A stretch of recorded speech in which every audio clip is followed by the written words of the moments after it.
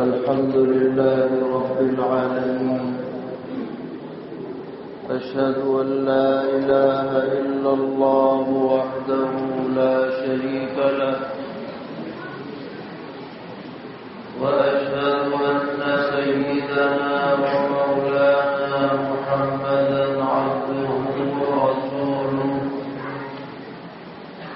صلى الله تبارك وتعالى عليه وعلى آله وأصحابه وذرياته أجمعين. أما بعد، فأعوذ بالله من الشيطان الرجيم. بسم الله الرحمن الرحيم. وأن المساجد لله فلا تدعوا مع الله أحدا. صدق الله مولانا العلي العظيم. معزز علماء کرام، حاضرین مجلس، اللہ تبارک و تعالی نے اپنے بندوں کو ہدایت پر قائم کرنے کے لیے اور قائم رکھنے کے لیے مختلف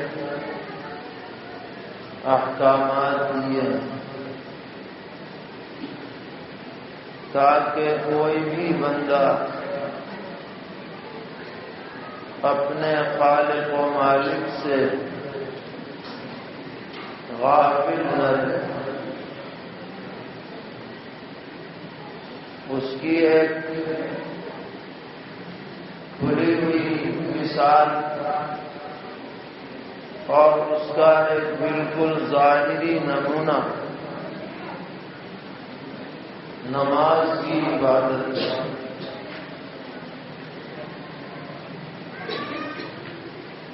جو ہر مسلمان مرد عورت پر دن میں 5 مرتبہ الگ الگ اوقات میں فرض کی گئی.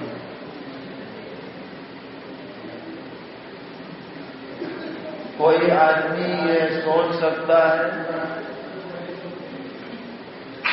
کہ اگر 5 ہی نماز پڑھوانی تھی تو ایک ہی وقت میں سب پڑھوا لیتے، 24 گھنٹے کی چھٹی ہو جاتی،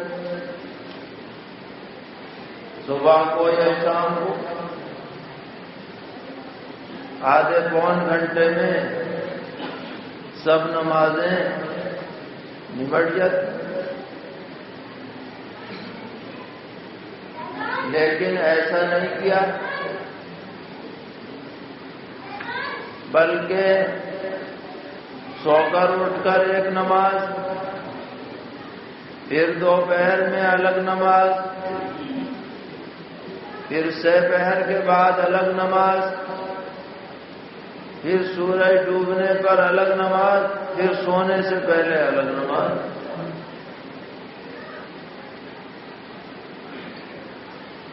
کبھی آپ نے غور فرمایا کہ یہ اوقات کا تعین اور الگ الگ اوقات میں نماز کی فرضیت، اس کے پیچھے کیا حکمت کار فرمائیں؟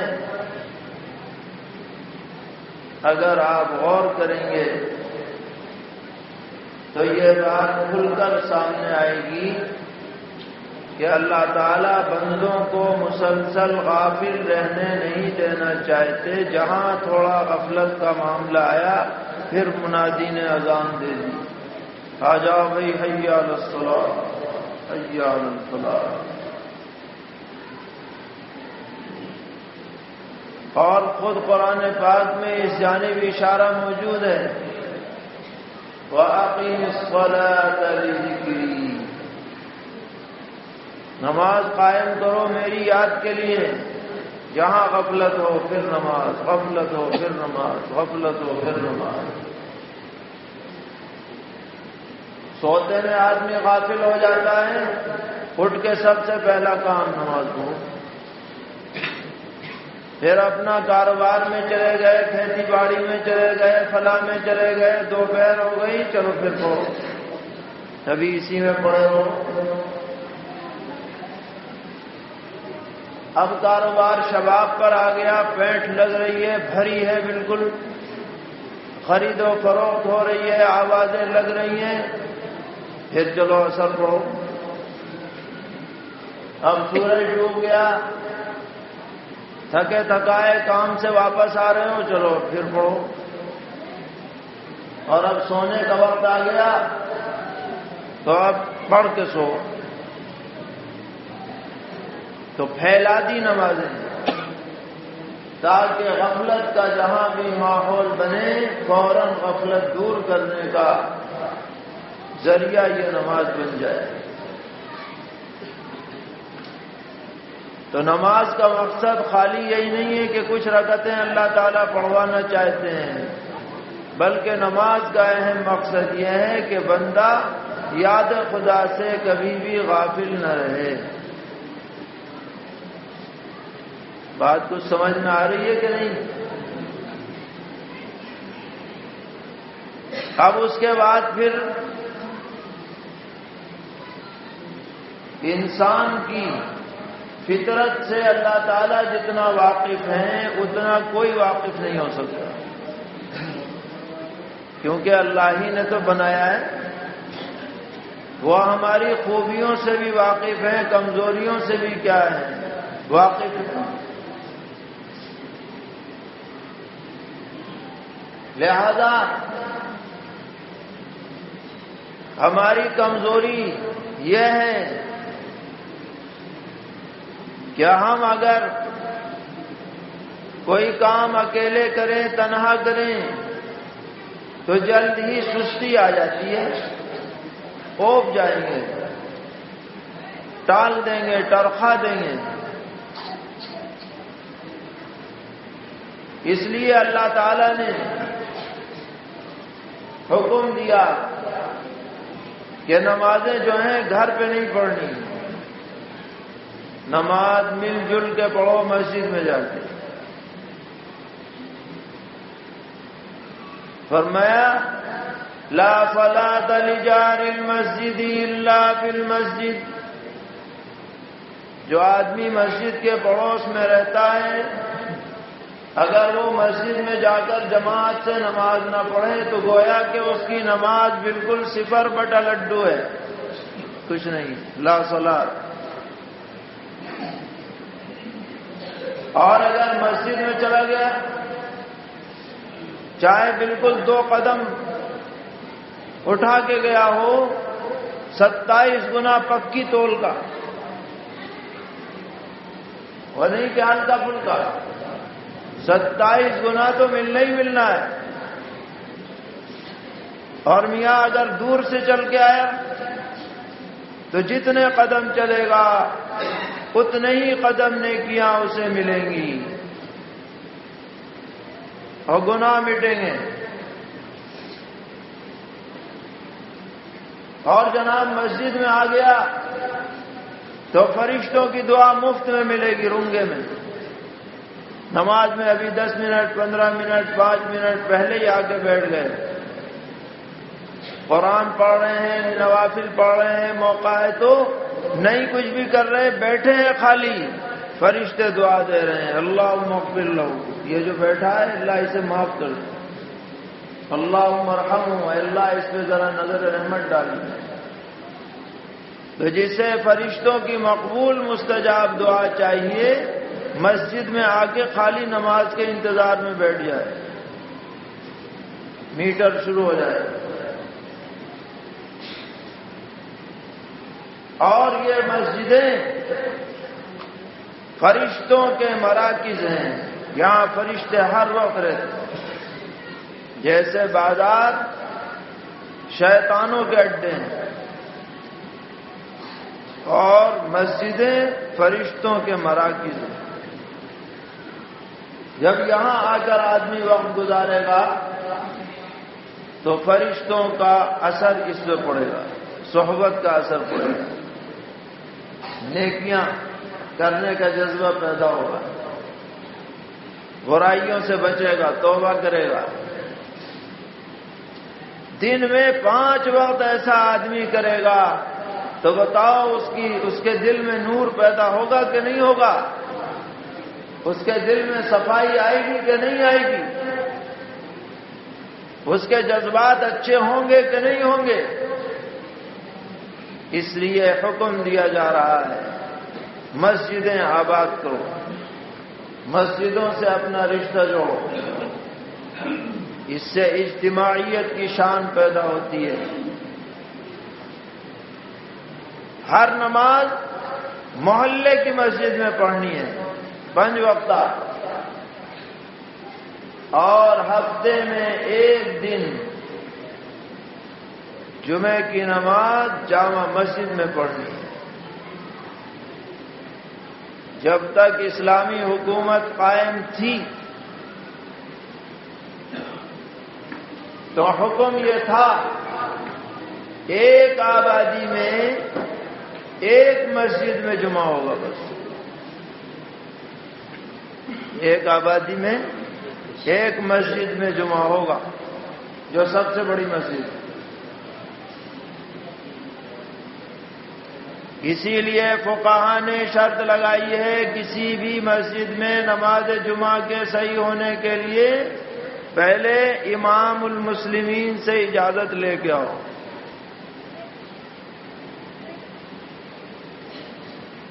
تو اب چاہے وہ 50,000 کی آبادی کا شہر ہو یا 25,000 کی یا 10,000 کی، 1 مسجد میں جمعہ ہو رہا ہے۔ اور جمعے کا خاص حکم یہ ہے، ذرا غور سے سنیے گا یہ بات، علماء بھی سنیں، ائمہ بھی سنیں، عوام خواص بھی سنیں۔ شریعت کی روح کیا ہے، مزاج کیا ہے، کیا چاہتی ہے شریعت؟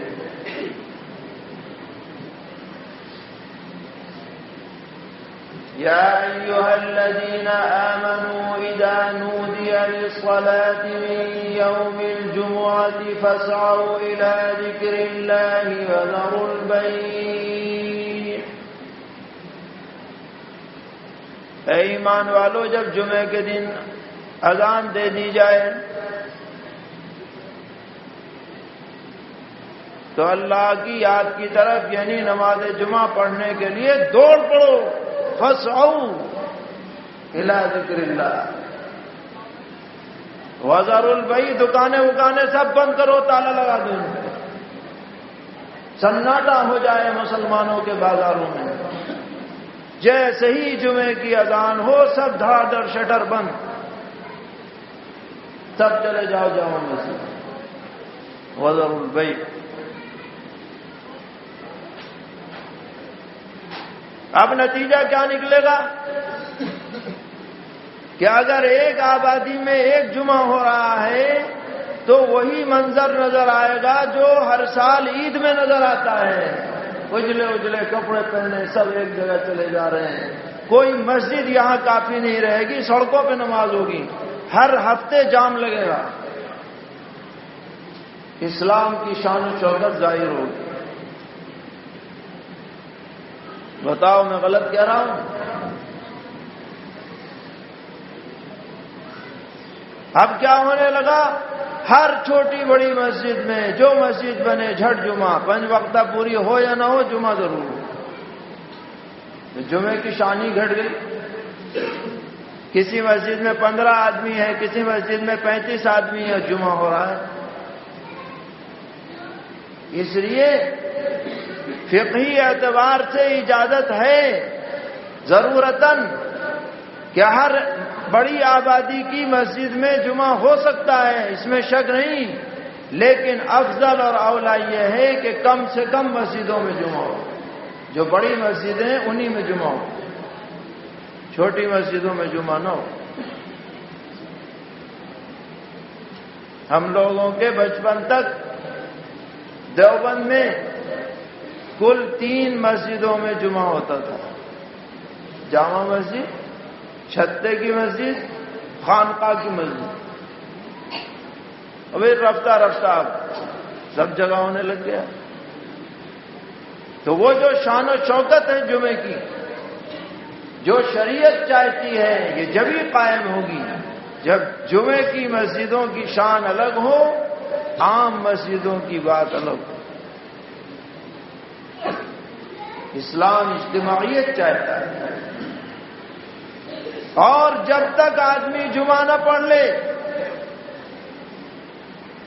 اسے جمعے کی تیاریوں میں لگے رہنا چاہیے۔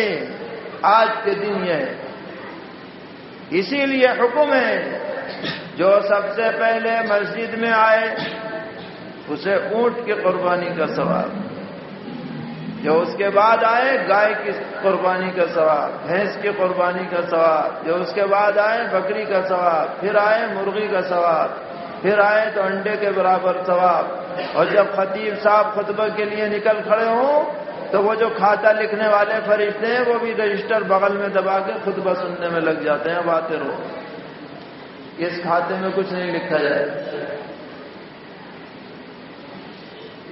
ہمارے مشائخ کا یہ طریقہ رہا، جمعے کے دن جب تک جمعے کی نماز نہ پڑھ لیں بس جمعے کی تیاری میں لگے رہتے یا جمعے کی عبادات میں لگے رہتے ہیں۔ صبح ہی سے انتظار رہتا ہے ان کو ہر ہفتے کہ اب جمعہ آنے والا ہے، غسل کرنا ہے، اچھے کپڑے پہننے ہیں، صلاۃ التسبیح پڑھنی ہے، درود شریف کا اہتمام کرنا ہے، سورہ کہف پڑھنی ہے، مسجد جلدی جانا ہے۔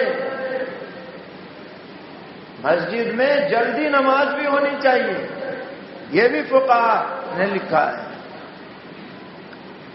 ظہر کی نماز میں تو فرق ہے، سردی میں پہلے، گرمی میں دیر میں، لیکن جمعے کی نماز سال بھر جلدی افضل ہے۔ ہاں جب جمعہ پڑھ لو، فَإِذَا قُضِيَتِ الصَّلَاةُ فَانتَشِرُوا فِي الْأَرْضِ وَابْتَغُوا مِن فَضْلِ اللَّهِ۔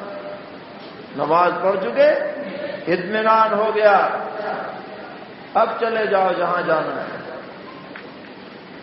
جاؤ بازار میں جاؤ، کھیتی میں جاؤ، فلاں جاؤ، اللہ کا فضل تلاش کرو، کچھ نہیں، لیکن آج جمعے کا اہتمام ہونا چاہیے۔ اور یہ تجربہ ہے، جو آدمی جمعے کا اچھا اہتمام کرے گا اس کا ہفتہ دین کے اعتبار سے اچھا گزرے گا، اور جو آدمی رمضان کا اہتمام اچھا کرے گا اس کے 11 مہینے اچھے گزرے گا۔ ایک ہاتھ سے لو، ایک ہاتھ سے دو۔ تو بہرحال مسجدوں سے ہمارا ربط مضبوط ہونا چاہیے، مسجدوں میں دل اٹکا رہے، جماعت کی نماز کا اہتمام ہو،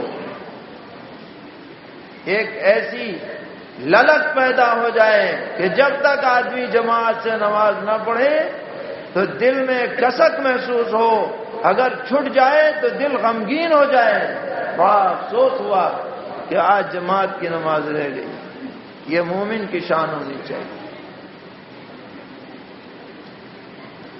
اور ہر آبادی میں مسجدیں ہوں، اور مسجدیں نمازیوں سے آباد، مسجدوں کی شان یہ نہیں کہ بہت اچھے ٹائل لگا دو، بہت جھاڑ فانوس لگا دو، ٹغرے لگا دو، سمجھو کہ بھئی بڑھیا مسجد بن گئی۔ مسجد کی اصل آبادی نمازیوں سے۔ آپ حضرات نے اس محلے میں اس مسجد کی تعمیر کی، ہماری دعا ہے کہ اللہ تعالیٰ اس کے بدلے میں جنت میں سب لوگوں کو محل عطا فرمائیں جنہوں نے بھی اس کی تعمیر میں حصہ لیا ہے، اور اس مسجد کو آباد رکھیں، دین کا مرکز بنائیں، نسلوں میں دین و ایمان قرآن کی بقا کے فیصلے فرمائیں۔ وآخر دعوانا الحمد للہ رب العالمین۔ اللهم لك الحمد ولك الشكر، لا نحصي ثناء عليك أنت كما أثنيت على نفسك، فلله الحمد رب السماوات ورب الأرض رب العالمين، وله الكبرياء في السماوات والأرض وهو العزيز الحكيم۔ اللهم صل وسلم وبارك وترحم وتحنن على سيدنا وحبيبنا وشفيعنا ومولانا محمد وعلى آل سيدنا وحبيبنا وشفيعنا ومولانا محمد كما صليت وسلمت وباركت وترحمت وتحننت على سيدنا إبراهيم وعلى آل سيدنا إبراهيم إنك حميد مجيد.